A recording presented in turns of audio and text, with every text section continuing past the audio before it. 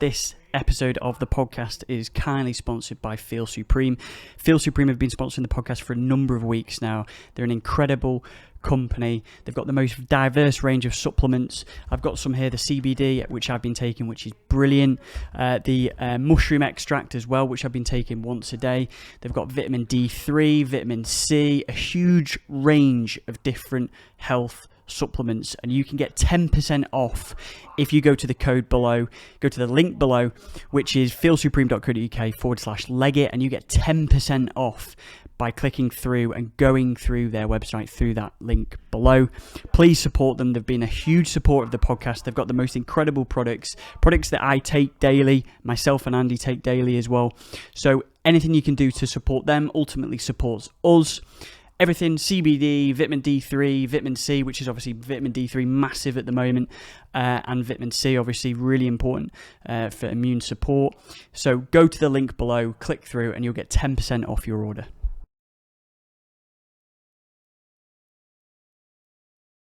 It's a Leggett podcast with myself, Tom Wickstead. Got me, Andy Grant, and this week we've got Carly Skelly. You alright? You alright? Yeah. Thank you very much for doing this. Yeah, appreciate it. Thank you. For having me on it. No worries. Good. So, it's a bit of a mixed podcast because we've just got news about your fight. Yeah, so obviously originally I was coming on to talk about me Commonwealth title shot next Friday, next Saturday even, and Wednesday got a phone call. So Amy Timlin, who I was due to box, and it was a rematch as well because we'd boxed previously in October, has had to pull out through, apparently she's got a hernia, so she's been advised by a doctor to have some time out. So Gutted. To say the least. So when did the promoter? You're under matchroom, aren't you? So no, Amy's actually signed with Dave Caldwell, and he got in onto a matchroom show. So for me, my previous fight had been on smaller shows, so it was like a massive opportunity for me in October getting on that show. Which was a Chisora. Yeah, UC, yeah. And I think personally, like what's happened is they've thought, you know, she's this young girl coming through and this new prospect, they've put it in, they've not done the homework, and they give it a draw, which I personally disagree with. Yeah, we was talking beforehand, it was spoken about, it was kind of robbed from you, that was the kind of feeling. Yeah, definitely, I definitely felt like it was robbed, and I think Amy knew herself, like she looked so deflated in the ring, after the ring, and she knew how it had gone, and like over Christmas and stuff I was thinking hopefully I'll get this rematch, because I didn't know whether she'd want to take it herself. I don't think her team had like done the research beforehand. In the sense of when you're talking about her being a young prospect, they've looked at you and thought you're maybe late into the game, you know, you're not maybe what you know you are. They're thinking, oh no, she's not really. Yeah, I think they thought here's a fight that she can win, and then once she wins this, she'll hopefully be signed by Matchroom and then go from there. That'll be her career. But I kind of took that away from her in October, and but they've took it away from me again this time round. So you know, if she's injured or she's got a hernia, it is what it is, and she can't help that. But I was only told like 5 weeks before the actual date of the fight, you're going to be fighting for the rematch. Again, I felt like that was sprung on me quite like last minute. Luckily enough, I'm always in the gym anyway, and I was ready to find out 10 days before. Like I don't know how you can find out 10 days. I don't know whether this is something that's been ongoing or not. So I feel like, you know, I was robbed in October, and now I've kind of like had it robbed away from me again. Like it's you can understand as well, like not like the conspiracy theory behind it, but again, if they're throwing it in that fight in October thinking this is just a bit of you're a stepping stone, yeah, and then suddenly they get their eye wiped, and then they're pulling out a few days before the fight. Yeah. I can imagine, like when we've had Jazza Dickens on, Jesus Christ, probably like 5-6 3 or 4 times, yeah. And I can't imagine the fit. Obviously, he got COVID when he was in Golden Contract. Yeah. Obviously, he's won that now. And to train, so had you been training for 5 weeks then before this? So I found out like 4 weeks ago about it, but I've been training anyway, right through Christmas and everything, because I knew that there was going to be an announcement of a load of matchroom shows, so I was aware that we could have had a date, so I was in the gym anyway. Right. maybe not sparring as much. I was still doing bits, but as soon as we got the date, we were back into the sparring and everything. So, and the effort and I can imagine. I've never been in a training camp, obviously, but like the effort, the dedication then that goes into it to then that be pulled away and just work towards something, and then I can't imagine the feeling. Like I remember Jazza saying the same thing when he got COVID and that had to be delayed, and such a big impact on your career. What it has on you mentally if you've just been in the gym all the time. And sorry, not to reiterate how gutted you feel, by the way. Where were you, Carly, when you found out? So I literally just went to pick my shorts up because I'd had a few sponsors that had joined me, and I just had the logos put on. So I was walking in with my shorts. Fucking hell. All dead excited. And then my coach rang me and said, guess what? And when he said it, I was like, no. And he was like, yeah. So I knew. And we were actually having the conversation. He said, she's pulled out, I'm not sure, like, we'll find out what's gone on. And then I was thinking, are you messing? Like, I felt like he was winding me up because I thought, it's 10 days away. And he's like, honestly, I'm actually not messing with you. I thought he was just winding me up for a second. And because we'd only been on the phone, I think, about an hour earlier as well, talking about stuff. So, yeah, just come as a blessing. Definitely come as a shock. And then I saw on your Twitter a load of people tagging Eddie Hearn and a few other people. Is that to try and just quickly get someone in for next Saturday? Someone that you... Yeah, because obviously the space is there. Obviously I'm not signed, but they're not like my promotion team or anything. So that's been like the difficult thing. They maybe might focus on getting their own matchroom fighters on there, but I was due to be on it. I've asked to get a replacement in there and just still get me out there, but up to now we've not heard nothing, Sam. Well, fingers crossed. It's when would you kind of need? Is there a cut off for things like this? Is there for getting a new fighter in, or? To be honest, it can happen quite last minute. Like my first fight that I had, when it turned over, I found out 2 days before the girl had pulled out, and they got somebody in time for that. I think it happened again with me second one as well. So it happens all the time. People pull out, they get people in last minute. There's always people there who are always ready. What is the mindset of that? I think that's often said that. What's the mindset of going in your sport where you're training? I don't know whether you do train specifically for someone. And then, 2 days before, it's like, okay, all that I've done for the last 10 weeks, whatever, has gone out the window.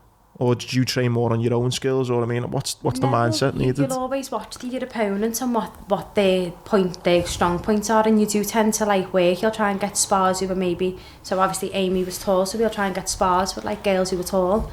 So my first fight, we'd had a little look at her and we'd just trained for her. And then when she pulled out, I ended up boxing a girl who'd...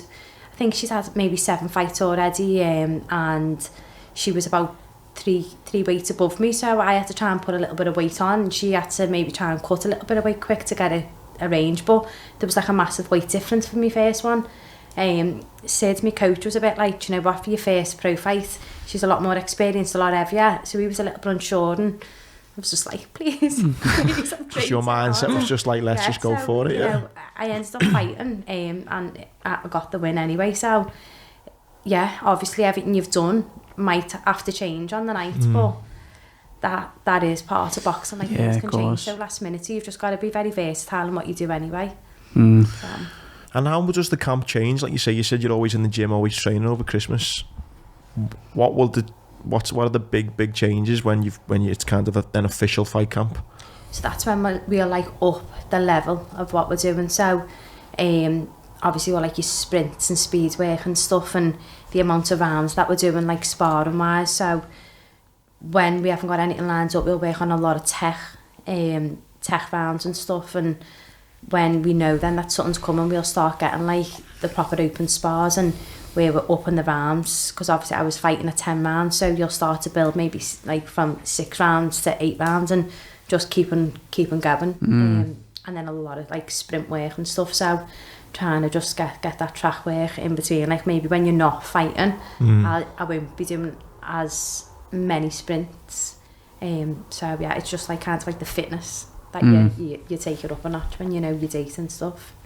Obviously just trying not to like burn out all the time. That's what I think, that's the big thing, because you so much being on the edge, but then And Overtraining. That's, like, my thing. I'm obsessed with training. Like, if I have a day off, I feel guilty, and I love it. It's like, it's my medicine training. If I don't, I feel quite low. So I'm like, I need to train.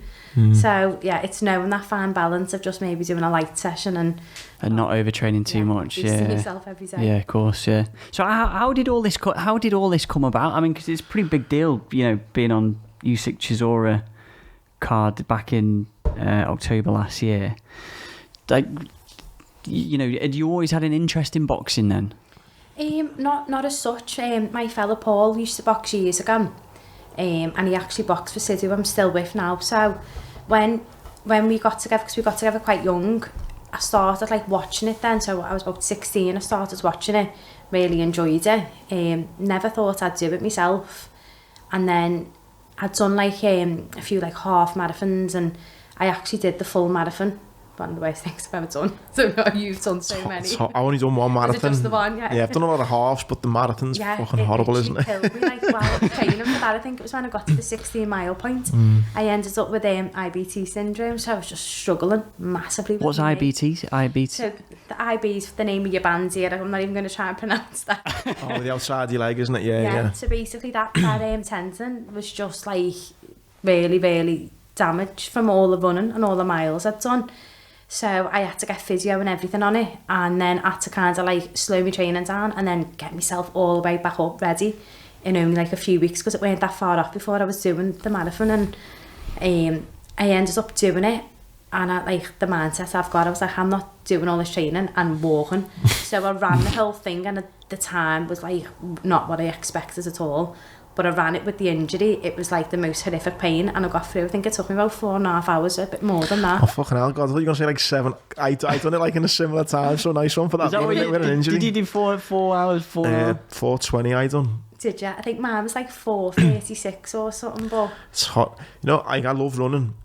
And you know the way you can say like, well, a 5k, and then you say a 10k is obviously 2 5s, and then the half marathon is 2 10ks. A marathon is not 2 half marathons. I don't care what anyone says. It's like fucking 10 half marathons. You know, like the effort level. It's not a case of you just double it. Yeah. It's fucking so much more. Yeah. Like, I love the half, and then I done the full, and I was the same as you. I got to like mile 18, I think mine was, flying, and then the last 6, 7, 8 miles, I was like walking, jogging. Oh, it was horrible. Yeah, it is. I think that's probably the worst thing I've ever done. That. Probably mine as well. When we had Rob Pope on, who's incredible guy, he's ran across America 4 times, done it was 16,000 miles, just under 16,000 miles in 422 days. Incredible person. And he did the Sydney Marathon, didn't he, in 2 hours 20 or something. 2 hours, insane. It was the equivalent of getting up as well. Oh yeah, he done something. It was the equivalent of getting up and running 36 miles for 422 days on the bounce. It's fucking mad. Madness. But the point is about the running, like, the marathon is tough. But was you, so you were always fit in that? Because we were in the same school, wasn't we? You were a year above me, but... Yeah, so I did always like training. I was always running in school, so I used to always do like the 800 and the 1500 in like my first couple of years of school, and then got into maybe like the 100s and the hurdles as we maybe went up the age groups and stuff. But I loved running, but I loved being with my mates, you know, all the rest of it just easily It depends what you mean by all your mates. You know what you're alluding to there, though, and one of the lads in our boxing gym said the same thing. I've said it loads of times on this podcast, and it's so true, and it's also quite sad. And we were running on Everton Hills and all the boxing lads, and I said, isn't it, it's a great view of the city, and I said, isn't it mad how much talent's come from this city? Yeah. And then he said, isn't it mad how much wasted talent is in this city? And I thought, fucking hell. I'm not saying that you're a waste of talent. What I mean is, though, as a young kid there... Yeah, if you've got like the right set up around you and the support... How many people, like, do we know and stuff, and you're hanging around on the streets with your mates, getting up to this, getting up to that, and that talent hasn't been harnessed. Yeah. And I think in a city like Liverpool, it goes on every street corner. There's someone in there who could do something really special in a sport or whatever, and they probably still do and still can. But I mean, at that young age, when you can be so impressionable and the same, just, you know, you're hanging out with your mates and stuff like that. That's it. It's like it's a city full of like egos, isn't it? And everyone's trying to compete with everyone. And so when you're all younger, you feel like you need to just follow suit rather than like getting stuck into what you should be doing and you want to actually do deep down. But if you haven't got that support network around you as well, you don't have somebody pushing. Like my mum and dad are brilliant with me, but they were never kind of like, oh, you're really good at running, let's get you at this running club, let's do that and stuff. So I was really good at it and done it by, you know, eating what I wanted and going out with my mate over weekends, probably drinking, you know, over weekends, street corners, I smoked and things when I was young. So if I wouldn't have done any of that, I could have gone on to do something a bit younger, but, you know, I believe everything happens for a reason as well. So I was meant to go the route. And boxing wasn't in that age group. It wasn't even so it was when I done the marathon and I picked that injury up. With the time, like I was like, I can't believe you done it in that time with that injury. That's fucking made me feel really shit. I'm like thinking I'm this runner, Andy Grant did one-legged runner, and you're just like, I had an injury and done it in a similar time. What I was thinking, like, I'm not happy with that. I want to redo it, and then I was thinking, I'm settling with that time. I'm never going to do it again. And I've never even considered it. Like, I think I did for about a week, thinking, shall I try and beat that time before? No, it was probably it was just horrible. So it was from there though, do you know, when like, because before me running, I'd book on to like a 5k and then it went to the 10k and then the half and then led to obviously the full marathon. And if I didn't have kind of like an aim, I'd kind of like get a little bit lost on what I was doing and maybe get a bit complacent and lazy and stuff. So I needed that focus, that drive. So in what sense? In lost in like life, or is in like fitness, or is in like goals? And probably like mindset. I'd feel like I didn't really know what to do with myself and stuff. I felt like without like a training end goal, I'd maybe not pushed myself and then I would be a little bit lost and just didn't really feel like fulfilled in what I was doing. So it was then that I decided to do a charity fight. It was actually like I was saying to Paul, because I'd seen loads of people doing them and he was like, yeah, do one. And I ended up training, just doing like that 8 weeks training. Definitely not like boxing training, but it was 8 weeks of training and you just get thrown in. And I did it and I loved it. And Paul came to watch me and he was surprised. He hadn't seen me doing nothing, he hadn't seen me training. So he didn't know what to expect, and when he came to watch me, he was like, you're actually done all right, you know, you were quite good. He was a bag of nerves watching me. I think he's had a few drinks and stuff as well. Watching my missus do that. Oh. He was, I think he's probably wrecked by the end of that night because he drank that much to like calm him down, and stuff, But he was dead surprised on how well I did. So he said, why don't you carry it on? Because he knew how much I was enjoying the training. So he took me down to Sid's in North Mersey. And like I said, look, she wants to box properly.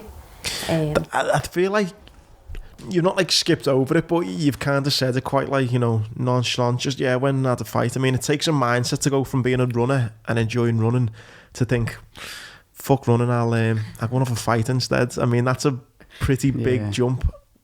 Do you know what I mean? Do you not think? It is. It's completely different. It's even like the training, like the dieting and everything. When you're running, you can eat as much as you want because you're burning it all off. And going into dieting, like boxing, having to make weight and stuff, and the difference in training. But I think it was just because it was kind of like a trend. Them charity white collar fights. Yeah, I remember seeing loads of them. A trend at one point. So it was round about the time I got into it. What time? When was this? What year would this have been? I think it was about 2015. That's when I started. Right, yeah. It's funny, a friend did a charity fight on that year as well. Really, in Flora, in Southport, in Flora Hall, And I've just never, I always think there's a big, I could never do a charity. I could never do a charity fight just because I don't enjoy fighting. But then I can imagine I'd enjoy the training. It's just that last bit at the end that's the most important part. You wouldn't want to do. That I wouldn't want to do. It's more of a fact that, especially with charity fights, is that it's like there's tables, everyone's having food, your friends are there, and it's like there's an element of me I'd find embarrassing, and it's fucking nerve-wracking. I was so nervous from a friend. Like, do you know what I mean? It takes balls to do. It takes balls to step in that ring. I could never. Do you remember your first fight like that? Do you remember? Do you know what? I was dead relaxed. Really? Yeah, and people sometimes, I think people probably doubt me genuine comments, as in all my fights I feel like I've been dead relaxed and I don't feel like the nerves get to me as such. I never get like, obviously when you're getting in, you might get like that like adrenaline kind of buzz, but I never feel nervous. And yeah, it's That's just strange, that. Yeah. And Paul says just something not right. Yeah, like serial killer-esque, just like they're calm, or to go and fill someone in. Yeah, I just like kind of like enjoy it and just enjoy So you remember it all, the first one and stuff, like yeah. What do you really enjoy? Is it the training you enjoy, or is it that punching someone's head in? I do like the fighting. Do you? Yeah. And it's weird if I get it, I'm like, yeah, let's have it then, and then I want it then. So it actually gets me going. It doesn't. Not even that very first fight though. You were not a bit like, shit, this is real now. No. Really? The worst bit for me is everyone looking at me walking in. Do you know, like people walking and watching me, or like when I've ever like the GB Championships was done as an amateur. That was like my first televised one I did. So there was a camera like there, and I was like, oh god, I don't like cameras, and I don't like people like watching me. Once I'm in the ring, like the fight itself doesn't bother me. It's just more like people like looking at me, and I don't like do I look at them, do I look there. It's like I'm not nervous about me fight. It's more people watching me. But my last one that I had, considering what cards it was on, I thought, you know what, I'll probably do the same. I always like leg it in the ring. I just want to hurry up and get in and have a fight. I enjoyed that one, and I just thought, you know what, for what it's on, for all the work I've put in, I finally got to like a good level, and I get to prove myself to the world. I actually just really enjoyed that. Like I just embraced it, took me time, and forgot. I think maybe because there was no crowd there. Oh yeah, of course, yeah. It was nice and quiet, but yeah, I just forgot about all the cameras and just tuned into me. And do you think you performed better, even though it was a draw? Do you think you performed better because there was no crowd, or when you talked about before, like people looking at you and that sort of thing, and cameras, even though there were cameras? But I feel like I like the crowd, mate.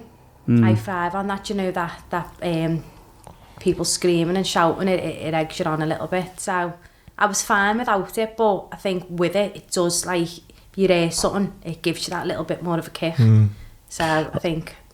And from that first fight then, which the charity thing, you know, you're doing it, are you thinking this is potentially a little kind of career for me, or are you just like, let's just get it done? Or are you thinking that in 5 years' time I'm going to be fighting on Eddie Hearn's show, you know? I thought that was that. And then really? Literally didn't think anything of it. It was only Paul was saying, he was like, you've done really well. And I was like, oh mate, like I want to do it again. And he went, why don't you do it properly then? Because, so the charity fight, it's good. I did do it for money. When I was training for the marathon, I'd lost my nan. She had Alzheimer's. So I'd done a lot for Alzheimer's. That was like all my runs were for that, and my charity fight was for that.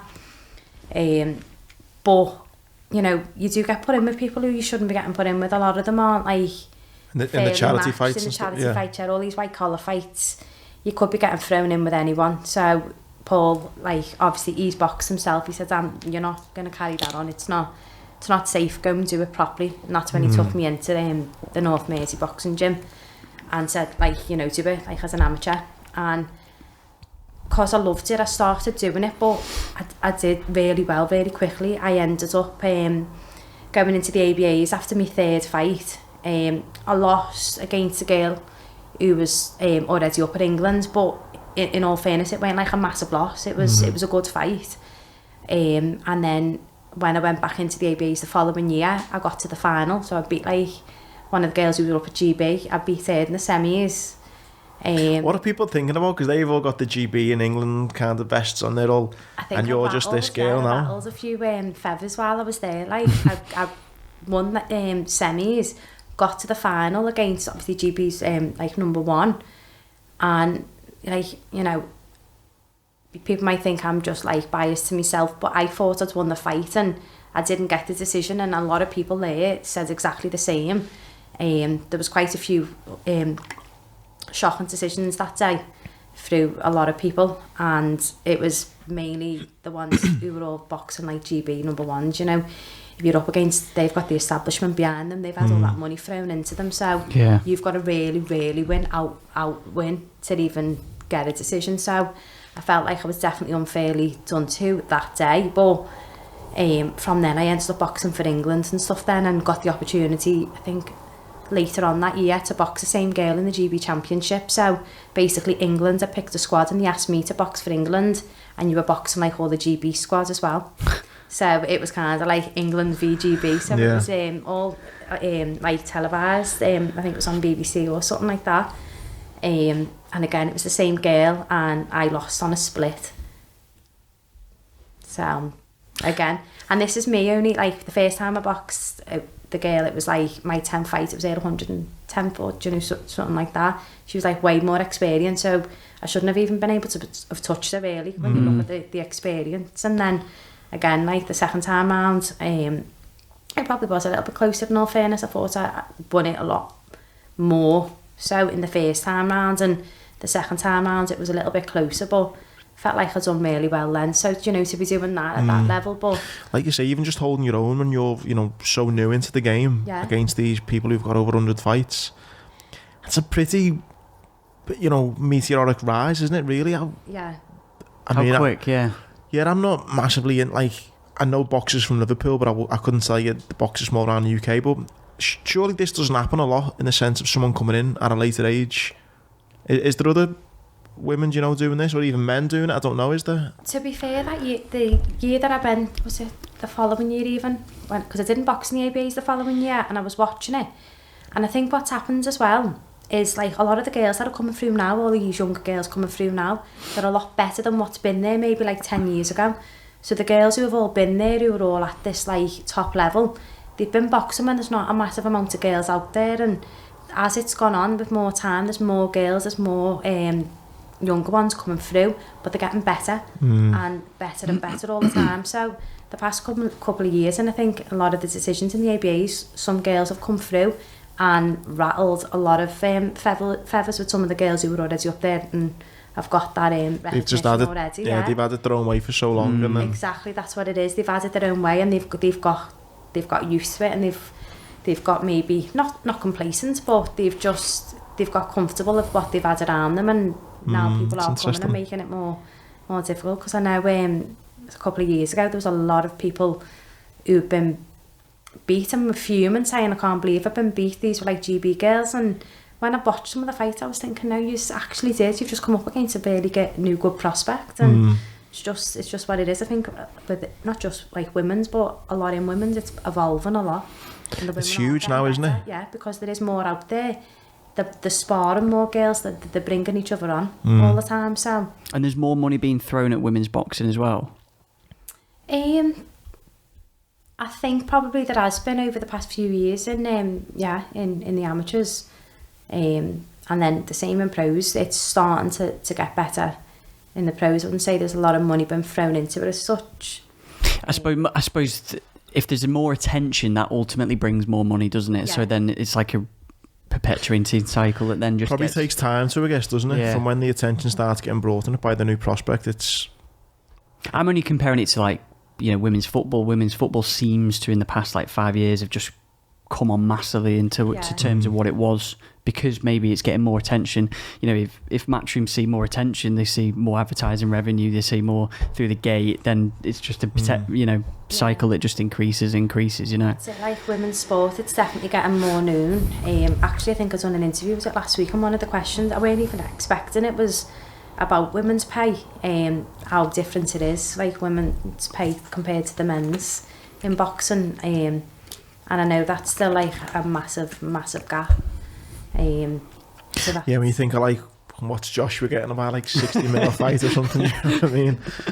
Like, you look at maybe compared him to someone like Katie Taylor or something. Yeah, like there's still like... Don't think she would have been getting 60, 70 mil. No. Maybe, I don't know, but I doubt it. No, I don't think it's not that up there yet. We haven't evolved that much. No. I can't. One day it will come. So you're having success then with England. Again, at this point, do you even think? Because what are you doing for your normal life? So I'm a nurse as well. This is what else I think's mad about your story. Yeah. So it was quite hard, to be honest. When I started, I did it obviously as like a little hobby, and then it got like dead intense, and I was like boxing for England, and then obviously it was getting competitive, so I was having to put like a lot of training in, and then obviously I've got kids and stuff, so I was a mum and training, and then working as well, it was a lot. And There's that was not enough hours in the day getting. I'm thinking already, how are you cramming all this in? Yeah, and that was another thing like I took like for like a confidence kind of point of view. Like some of the girls I was boxing, that was their job. They were getting paid by GB, so their job is to train 2-3 times a day. They've got the nutritionist on board and stuff. Here's me trying to like cook for a family and myself and go to work and then go and fight, and to do as well as I did with all that going on. It's like that thing about like unfulfilled potential, like you're saying, like, you know, when you're a kid, you're thinking, I'm this runner. Yeah. I'm not really running properly like I should, and I'm still doing well. Yeah. Imagine what I could have done. It's like, Yeah. well, I'm holding down a job, I'm a mum, I've got my fella at home, I've got all this going on, Yeah. and I'm still holding my own. Yeah, and if you had the money sitting in the bank to just keep doing it, you just focus on training and you'd be even better. But you're not always in the situation. So did you have to like 12-hour shift? Like, I don't know what it was, like 9 a.m, I don't know, let's say 6 a.m. to 6 p.m. and then train after that. Is that how the schedule worked for you? Or? With me, I was part-time with having the 2 boys. I worked part-time, but they were like 12.5-hour days, so it'd be like 7 in the morning till 7:30 in the evening. They'd be my probably 2 days off, and I'd train the 5 days. So no days off, really. So yeah, it was a days off. Either way. Days off, I'd be doing a 12.5-hour shift in the hospital. Jesus. So, Coach is like, you're not looking as fast. Hey, what have you been doing your 2 days off? You're like, just work 2 12-hour shifts, mate. and if you're trying to cut weight some mornings, I would have to get up at like 5 and go for a run. Like if you've got to get them runs in and stuff. In the amateurs, I was boxing at like flyweight, which was 51 kilograms, which at the minute now was a pro. I'm bantamweight, so it's like a little bit higher. So I was constantly trying to make weight. It weren't my natural weight, even though I'm only small, like I'm only 5'1". I'm naturally quite bulky, so I did have to like make effort to get to the weight. So trying to that was the worst thing, to be honest, being a nurse. You know, when you're sitting there and people bring chocolates in and you're cutting weight, and I'm like, starving. I'm like, I mean, it's a good point to make in terms of there's no excuses really, is there? You know, if you're able to do that. I mean, if you're able to fight like you have, then there's fucking no excuse for people to... Anyone out there saying there's not enough hours in the day or something like that. Yeah, if anyone says to me, like, oh, I haven't got time to train, I'm like, don't. You can make 10 minutes. Yeah, of course, yeah. And then also, to, like, for them to... The other girls, like, they get a full salary then from... The girls girls up at GB get paid for it, yeah, and they're on a really good wage. That's crazy, yeah. So, yeah. And I was like, at that point, because I was at England, I thought, I'm not going to end up getting on a GB squad because I'm a mum. The girls who were all on the squad, I think they'd lived there for like 3 or 4 days a week up in Sheffield. Train for a few days, they'd go home for a few days, they'd be travelling all over the world. So for them, it was amazing. For me, being a mum, I thought I probably wouldn't be able to do that anyway, leaving the kids all the time. And obviously Paul works full time, so that was one of the reasons why I wanted to turn over, because I thought, where am I going as an amateur? Like, I'm fighting, I'm travelling all over the place to get the fights, I'm not getting paid for it. I had a few decisions which I thought, you know what, I'm too old to be dealing with shitty decisions. So does it get quite political as well, all that GB thing? Yeah, so after those 2 fights of not getting the decision, I ended up coming up a weight, because obviously cutting that weight all the time, it was quite difficult to manage being at home and everything. So I thought, I'm going to come up a weight, so I came up to like 54, and then I ended up boxing in another competition against the girl who'd been at GB herself. I think she'd been out for a bit, come back, and the same thing happened. I got beat on a split decision, and I got, in all fairness, got quite pissed off and made me thought quite vocal, I think, on Facebook and stuff, and put my opinion out there, and thought, you know, I'm done with the amateurs. I'm done with it. So too old for it to be getting ripped off, and especially with what I'm doing behind the scenes, trying to be a mum, trying to go to work, and this is just something I'm enjoying, and I'm not getting the recognition that I deserve. So that was when me and my coach said, like, had a good chat, it was like over the Christmas time, and then he used to do the pros years ago, Sid, and he didn't have his pro licence, and when he knew that I was thinking about it, he said, I'm going to get my licence again. So I've stayed with him. He's gone and got his licence, I've got mine, and we've carried it on together. So what do you actually, I've no idea about, but how would you, so you have to get a license to then be classed as pro? That I've never even asked this question, like, how do you become pro? Like, what is the Do you have to then apply to something, or like what? Yeah, so you'd have to apply for it, and you'd have to go up for like an assessment. They need to see like whether you're fit enough basically to be a professional boxer, so they need to know like your history and what your background is and stuff like that. Cause I'd done like so much through boxing in England and things like that, I was fine getting mine, but then you have to get your medical as well, so you have to get like an eye test, a brain scan, and full like body scan basically. Yeah. And then once all that's approved, you're fine to box, but that's like a yearly process that you have to do that. Every year, right? Yeah. And so they look at your history as well. It's not like I couldn't just rock up and go, yeah, I want to be a professional boxer, and then they look at the Yeah, because I know people that have boxed and they've had like quite a few years out and they've gone for the licence, and then they've had to get like an assessment then where they've had somebody come out and watching them, to make sure that obviously that they're good enough to look after themselves, because you're going into a ring with no head guard, little tiny gloves and stuff, so they don't want to just be passing everybody and then people can't even defend themselves. So it is fun. Yeah. What are your colleagues thinking at this point? Your nurses, people you're working with, and even friends and family, when you're going, it's gone from this charity fight to now I'm fighting in with England now, and I'm thinking about going pro. Because I remember when I heard the news, he was like, Gaz's Mrs. Carly, she's fighting, and I'm like, what do you mean she's fighting? Yeah. Like, I was like, fucking hell. Just because if you don't know, I was like... Like, a lot of people have kind of said, you know what, I'm not surprised. Yeah, I've probably always been quite a hot-headed person anyway. I used to always be fighting in school. Like, I don't know if you remember any of that side of things, but yeah, I was always the fighting type and stuff. Really, like, oh yeah, okay, yeah. Probably doing it properly. Yeah, so. But I mean, the dedication bit must have I'm guessing, when you're doing your work as a nurse, and then suddenly they're going home and just chilling out, and then you're like, that's got to be mad for people to get their head around. Yeah, everybody in work wouldn't, there'd always be surprised, especially over Christmas times, and there was always loads of food and everything, and they're all just munching away, and I'm like, no, I'm in the gym tomorrow, I'm up early running, and they'd be like, I don't know how you do it, but I'd be like, I don't know how you can just sit there and eat all day long and stuff. It's kind of they mightn't get mad, but then I do. Yeah. This is kind of it is some. Listen, I love training. I train all the time, but even still, you have got some super dedication. Like it's great to hear. It's like, wow, it's that kind of when you're talking. It's like, when you watch like a motivational thing, you think, fucking hell, God, it is inspiring to hear how you've managed to keep that going. Yeah. I am trying to find. I did have a look before on YouTube. I can't seem to find the. I just wanted to have a look at it, see if we could watch you fight here. But in fact, actually, this might be it. Right? The first one. Yeah, back in October. Yeah. So I've struggled to get this up myself, to be honest. I haven't looked for a while. Have you not? I think I've only watched it twice, quite recently, straight after the fight, and then when I've ever looked again, I've not.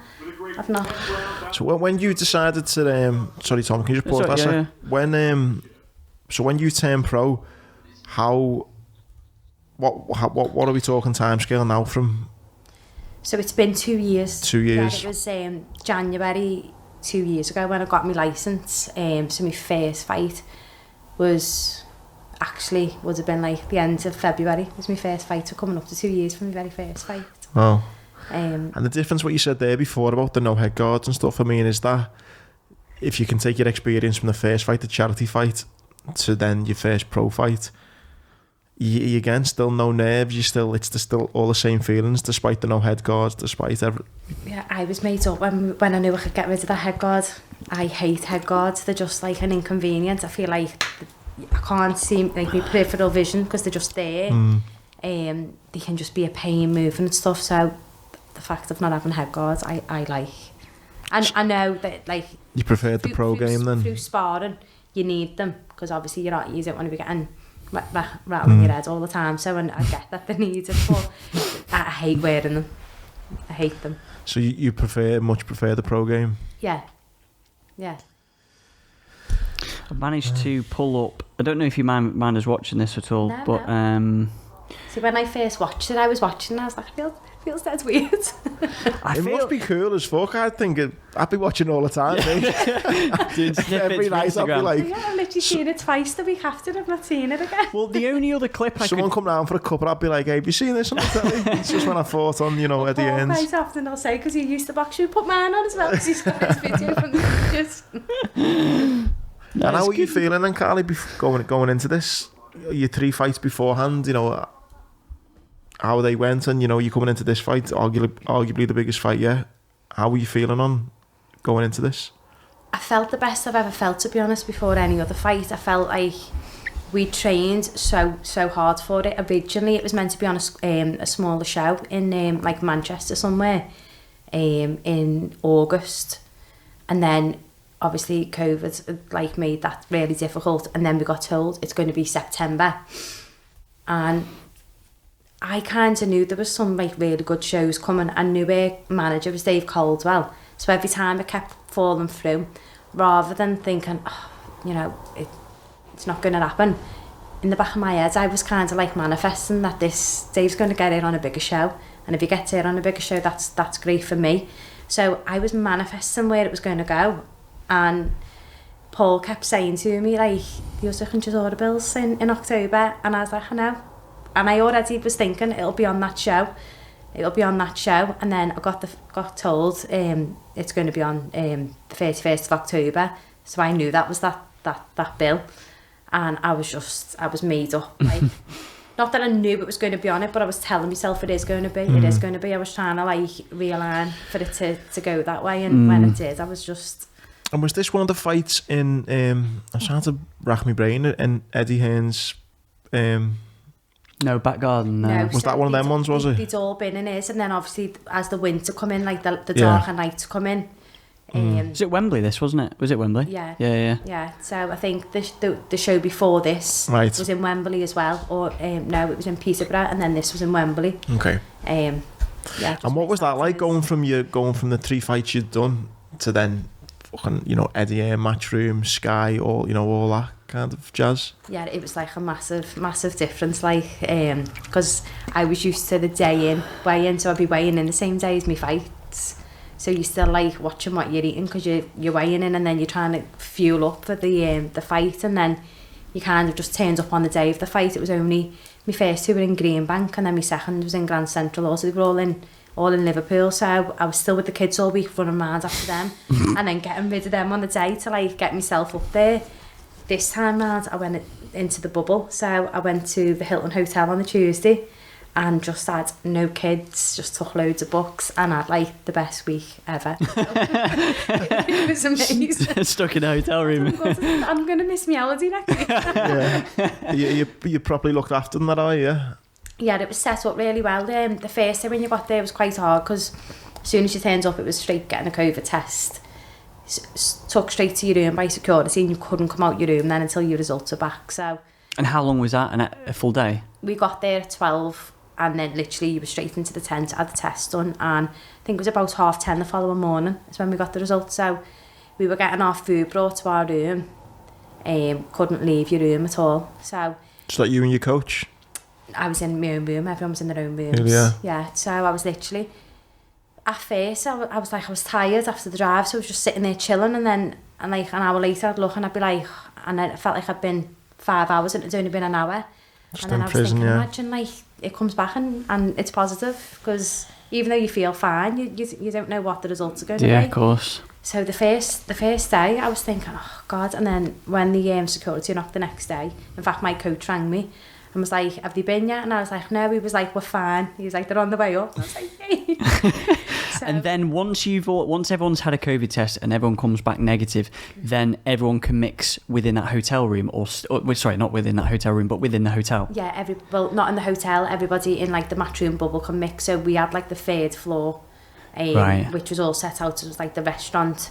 There was a gym room which was set up into like different sections so that different people could use the gym. There was a games room, so they had like a big screen on with the football and darts and like table tennis and everything. So it was all set up really good, to be fair.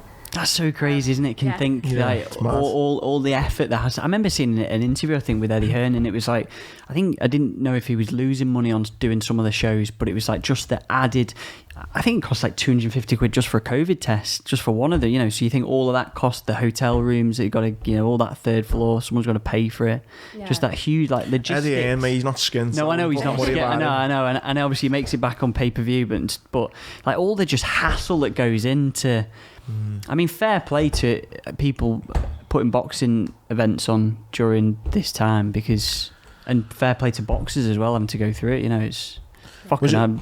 I can imagine, it'd be one of those things. I can imagine it's the novelty would wear off quick, being stuck in that bubble. It's after a few days, because it'd be different if you could have gone out and gone for a little walk somewhere, but you couldn't. And I'd read loads of books while I was there, and then I was getting to the point oh, for God's sake, I want it to be here now. I think it was probably not till the Friday though, because obviously for me, trying to train with kids is dead difficult. They don't understand when I'm tired and I'm moody, and they just want all their attention on them. So for me to have them couple of days did let me proper focus on the fight, which I've never ever had that before. So for me it was really good, but it did get a little bit you're just looking at the same walls, the same people, no fresh air really. We could go to the balcony and get a bit of fresh air, but it's not the same, is it, than just getting out and going of course not. So. Yeah. And leading up to that, then on the Saturday, I mean, you said before you don't get nervous. You just fine, fights, Yeah, I think every time a fight comes, I always think maybe it'll let me this time. Maybe it'll come, and it hasn't, and I do always feel dead relaxed, and I don't know, maybe we're just messed up and it was fighting. But we were getting my hand wrapped, and we've been practicing getting my hand wrapped for ages. It's always the worst bit, just getting your wraps all right and stuff. And Sid was saying, gonna have people proper watching me now do these wraps and stuff, so we'll need to practice. And then we were in there getting them done. Somebody was in from the boards watching us and stuff, and he was like, is it normal that we're this relaxed? And I was like, Sid, what is normal? And we were just laughing. It was just sad. Probably the most laid back the both of us have been together. It feels like even that, I think, just there and where you kind of come from, just doing this, the charity thing, and then just get in touch with Sid. It feels like this kind of rags to riches story is about sitting there fucking hell.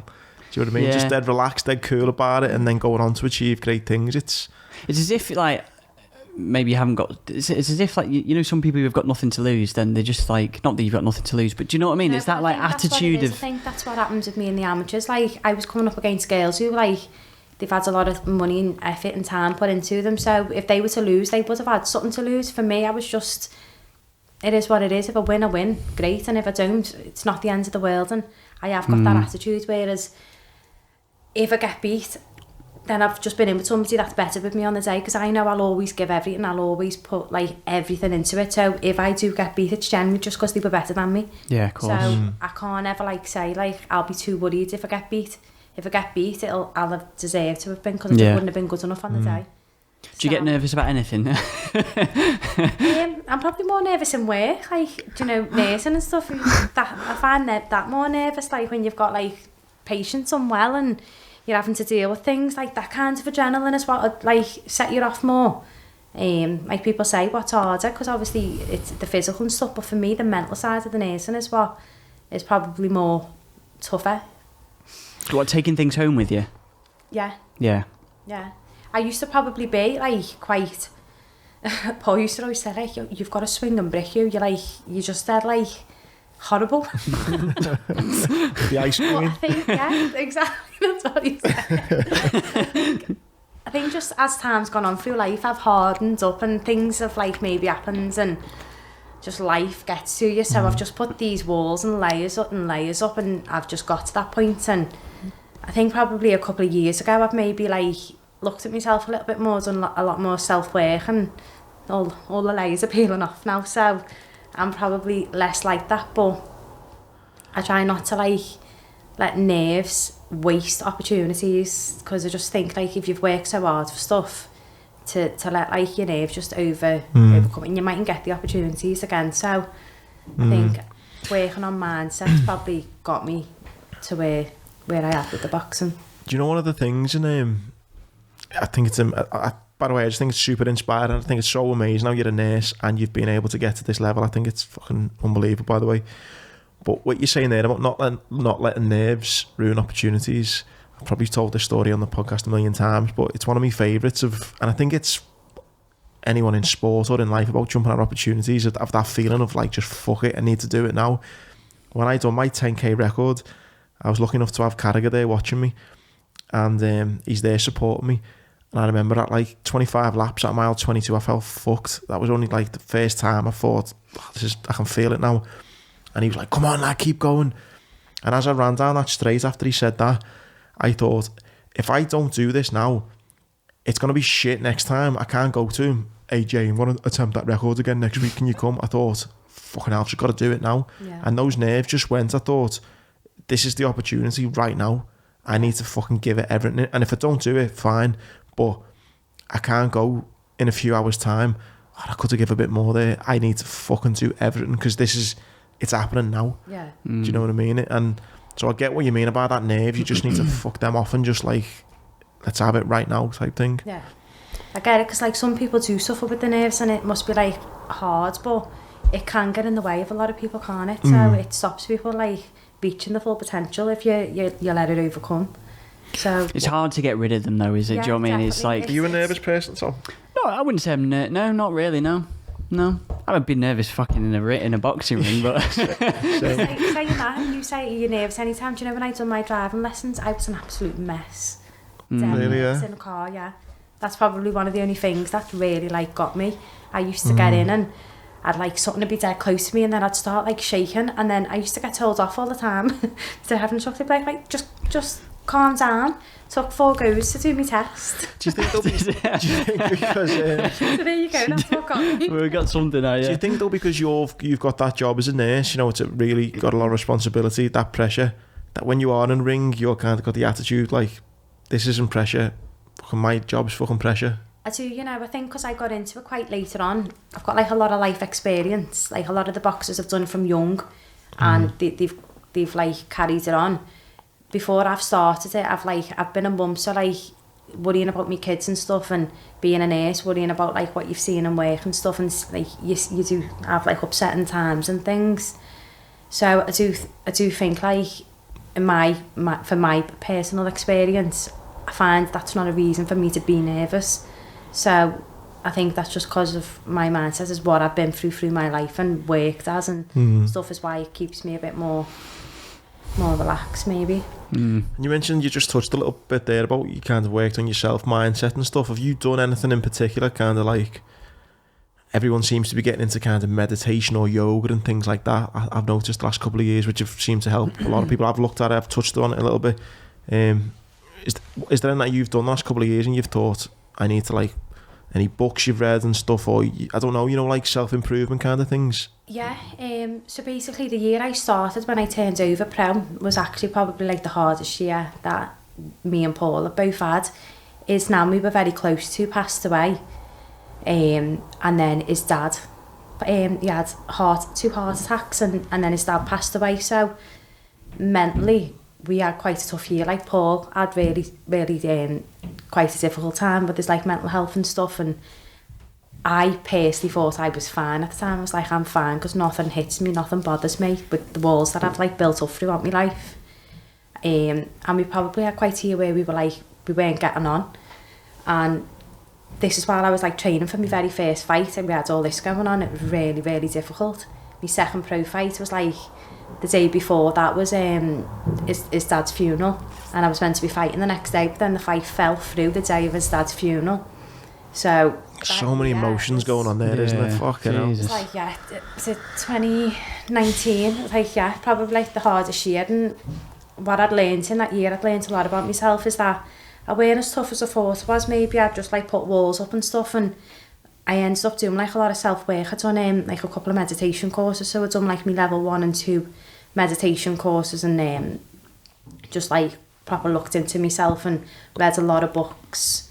And Jordan doing it all, it was quite difficult because I was going through emotions. I was up and down, and doing all the training as well. And then me and Paul, in all honesty, we were probably close to splitting up. It was that difficult because he was going for what he was going through and I didn't get it, and I was maybe going for what I was going through and he didn't get it. And then it went until we come through the other side into like 2020.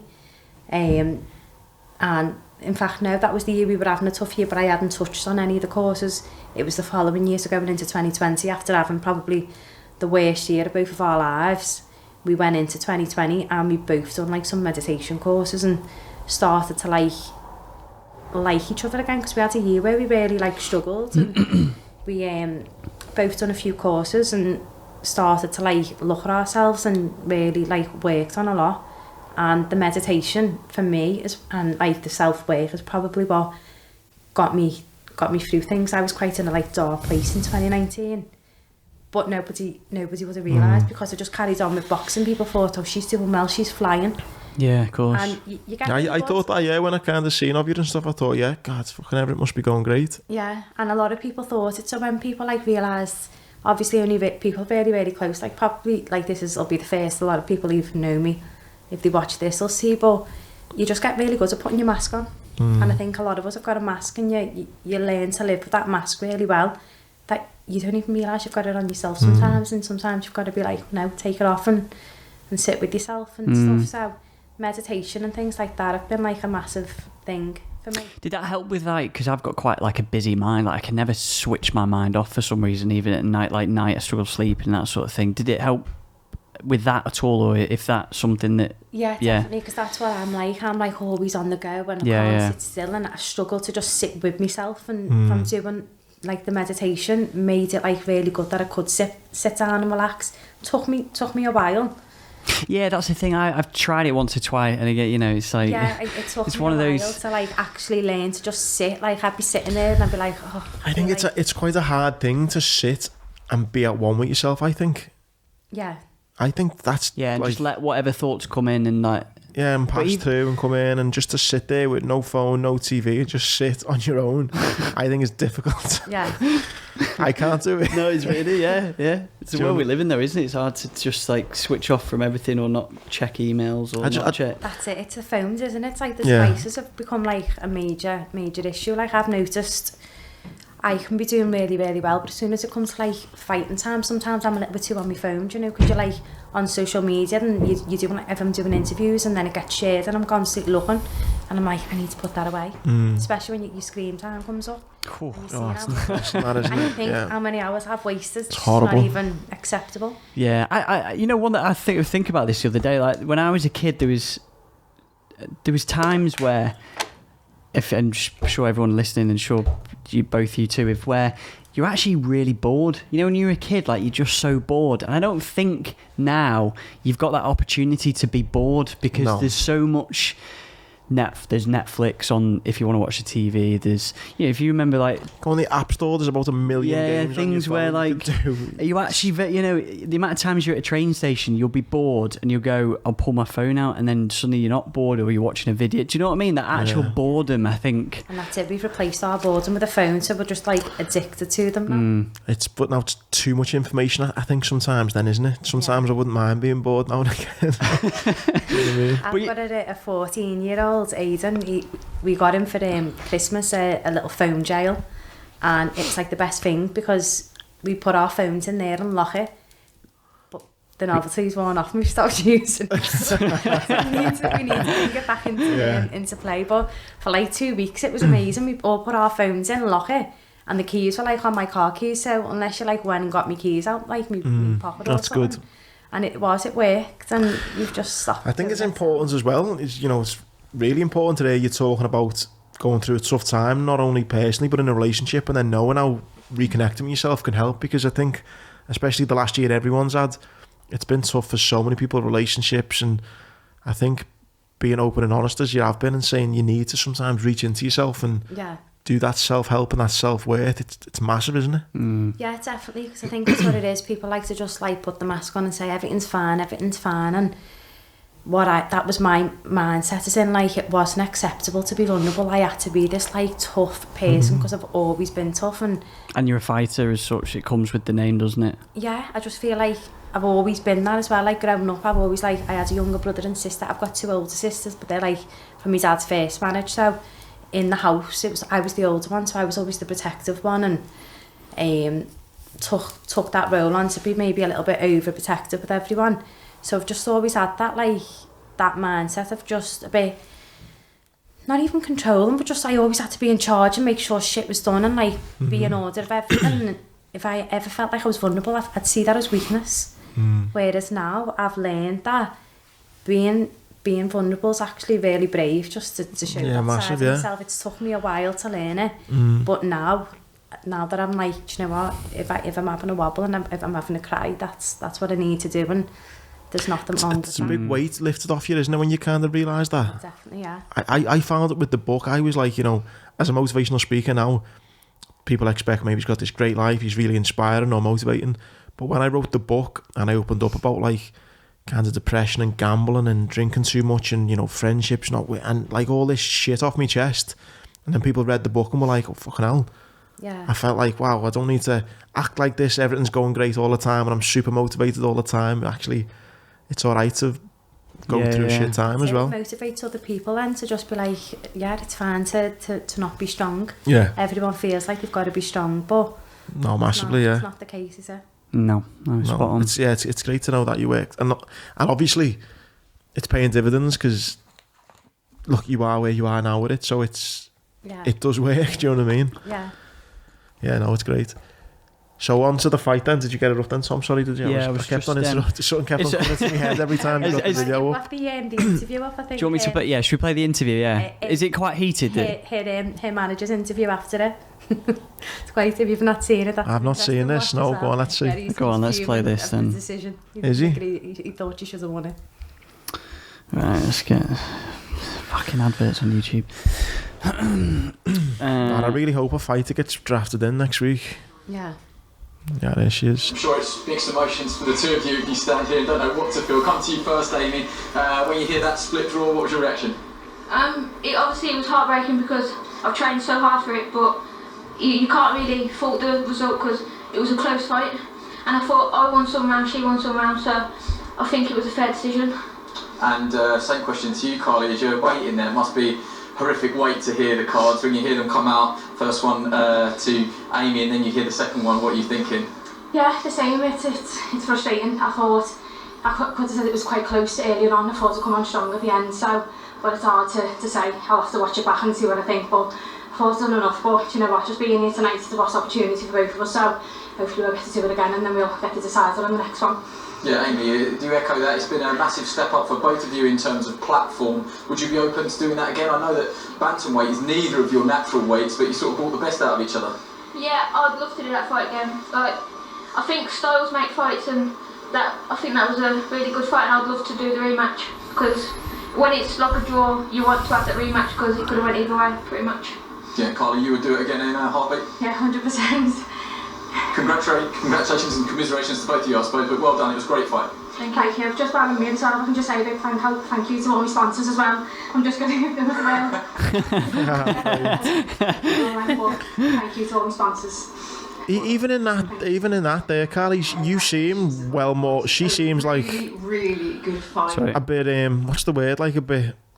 She looked quite deflated, Yeah. I thought. Do you not think on that then? Yeah. How old is she? So she's 21. She was 20 at the time. I was going to say she looks quite young, yeah. Yeah. She looked a bit like, not like. I suppose, yeah, a little bit happy with it. Where you looked a bit like. She was happy to get the draw because I think Jordan, she thought she'd lost. She thought this was going to go to Carly, and when they've said draw, I think she was like, thank God. Yeah. You got that then from her demeanour and the interview. I suppose it must be hard, you've just been through the fight and then suddenly Sky Sports, you quickly shafted onto a interview straight away. You're knackered. You're like, I just want fucking, I want to go, and then you have to go. Yeah. It's a great fight. And Yeah. Were you gutted then coming out off the back of that? I mean, was there a party like you said there in the interview? You're buzzing to be there, but were you kind of like, fucking hell, this is a joke? This. I was gutted, to be honest, but Sid was really calm. He told me you've won it, but don't worry about it. We'll do it again. So he kept me in really good spirits. Because I was gutted. As we were walking out, I think like I wanted to cry at one point. I was like, this is shit. Like, this is shit. I should have had my belt. I should be going home. You know, the kids were like dead excited for me to come home with it, and I just thought I'd done enough. But the fact that I thought, you know what, at least we'll get a rematch. I can live with it. It's not the end of the world. So I've seen decisions go the other way. You know, she could have got it at that point. I was thinking she could have got this decision, and that would have been even worse. So at least it's a draw. We can redo it again. But it is proper mixed emotions, isn't it? Yeah. And like at the time, I didn't want to like start saying, yeah, I've definitely won it. In my heart, I knew I'd won it, but you do have to watch it back. Your adrenaline's going, so I thought, you know what, I'll watch it back. And watching that then, like, obviously because I've watched it back now, I thought, you know, I was quite nice there, because in my head at that time, I knew I'd won that fight. And it's biting your tongue a little bit. And do you ever like think about some of the stuff on social media about like bigging up the fight, you know, like creating a buzz around it in terms of like saying certain things that will potentially get some attention towards it, and whether that's being rude or telling people what they've, you know? To be honest, I've never been that type of person to start like saying things on social media to try and like get fights and stuff, but then nothing ever came of it. And that fight came through Amy actually putting something up on Twitter and me replying to it. Really? Yeah. So What was it? What did she put up? So basically, do you know Shannon Courtney? No. So she's another boxer, a matchroom boxer who's similar weights to us. And Amy, I think, had made a comment saying that she's got to be the next in line to fight Shannon Courtney. She's the only bantamweight in the country. And as soon as Paul seen it, he was like, now's your time. Because he always says, you've got to, they all do it. They all like say things on Twitter. That's how people make the fights. And I always I felt like cringe. I'm like, I just can't. So I ended up, like, I writ something, I deleted it, I deleted it. I was like, oh my God. And I pressed send and I was like, oh my God, I've sent it. And I just think I put something like, no, I'm the best bantamweight there is in the country. Did you? And from that, she commented something like, I've seen you fight and I think we'd have a great fight. So I replied, well, let's Oh, she was quite respectful then? She was very respectful, yeah. So I said, so let's try and get this fight made. That was it, nothing else. And I think it was about 2 weeks later, I walked in the gym. And obviously this is like the beginning of like the pandemic, so I didn't know when I was going to be fighting. It was quite an uncertain time. And then Sid was like, news, we might have a fight. And I was like, oh really? He went, do you know that Amy Timlin? And I was like, so I hadn't told Sid about that. And I went, yeah, actually, we'd actually commented a few times to each other on Twitter. He was like, oh, well, it's her. He was like, not just like a fight for the Commonwealth title, you know? And I was like, really? So I was like, yeah, definitely. And then it was like in May, June time. So we were like training and thinking it was going to be August, and obviously kept getting booked back until it happened. So yeah, so it did work. On that conversation, it was quiet, nothing really was going on, and then as soon as I started to like pipe up a little bit, that came of it, and obviously because that's fell through now, everybody's already on Twitter again, aren't they? Like throwing names in, can't we get Carly on another bill, and throwing loads of names into the mix. So the girl who I've had the 2 fights within the ABAs, Lisa Whiteside, there's a lot of people trying to get that fight made, so we've said like let's try and push then you push your manager and I'll push mine to get this fight made. So hopefully it'll work. Is there still hope for the Amy fight then in the future then? So apparently that it'll get rearranged. I don't know whether it's her personally or a team personally. I don't think they want it. I think they've took more off, a bit more than they can chew first time round. Don't think she's ready again, so I personally don't want to be sitting waiting for a fight that might never come. So like in 2 months time, I think, I'm going to be fighting again, and they'd be like, well, she's still not ready, and just playing games with me. I'm 34, I don't want to be sitting waiting around. I want to get out there and be fighting as often as I can, and so I don't want to just rely on that on fight her, for yeah. it to not happen. So I have to try and Were you saying it? Yeah. Over the weekend, Carly just calling out everyone over Twitter. Firing out, bang. What is the plan, Carly? Obviously, you mentioned your age there. Obviously, you came into boxing late. What is your plan? Have you set yourself an age? Have you, or a fight or a certain title, and you think, I want to achieve this before I'm out? Or I want to have an opportunity at a world title. Yeah. I do. I think I've got into it late, and I've done it and I've carried on doing it, and I just love it. And I feel like now, even still, I'm always learning. I'm still getting better in the gym. So I feel like it's only still early on for my career. Even though my age says, like, you know, a bit different, but some of these girls, they've been boxing since they were like 13, 14, and, you know, box right through, and then they're still going now. So for me, like, obviously if you've been doing a sport 10, 12 years, you're conditioned to that. So there's not maybe a lot more that you're going to get. For me, it's been a lot less. So I'm still like getting better. I'm still working on different things all the time. Still always learning. So for me, like, that fire's arguably burning brighter as well, isn't yeah, it? I feel like it's getting bigger, like the fire in my belly, and these like little setbacks, like something like this, does fuel it a lot more inside me. It just wants me to go and prove. A world title would be fucking good, Yeah, wouldn't it'd it? be cool, though, wouldn't it? Like ideally, I'd have loved to have had this next Saturday, got the Commonwealth title, and then I know there's a fight on in April. Rachel Ball and Shannon Courtney, who were fighting for the world title, same weights. There's lots of talks of like whoever was going to win our fight and their fight could fight. So that obviously would have been like a world title shot, but yeah, just It'll come. Stay positive, It'll yeah. come. Yeah. I've really enjoyed this. Yeah. I was buzzing to hear more of the story, how it come about and all that as well. I think you're such a credit to yourself of how you've managed to hold everything down, the family, the work, and what you're doing now. It's unbelievable, Carl. You should be really proud of yourself. Yeah. Yeah, I never realised that I just had a child 3.5 months ago, and I never You'd realised... think Tom was fighting for a world title, the amount he moans about being a dad. No, but when you used to go, oh, I've got childcare, or I've got a... You know, you go, yeah, whatever. Do you know what I mean? And then you It's hard actually... work, it's man. it's a fucking... big shock to the system. Jesus And Christ. now you're doing that and all this. And, yeah... It was a podcast about the fighting, which it has been, but it's also been massively motivational as well. So, nice one, Carly. Thank you so much, yeah. Thank you very much.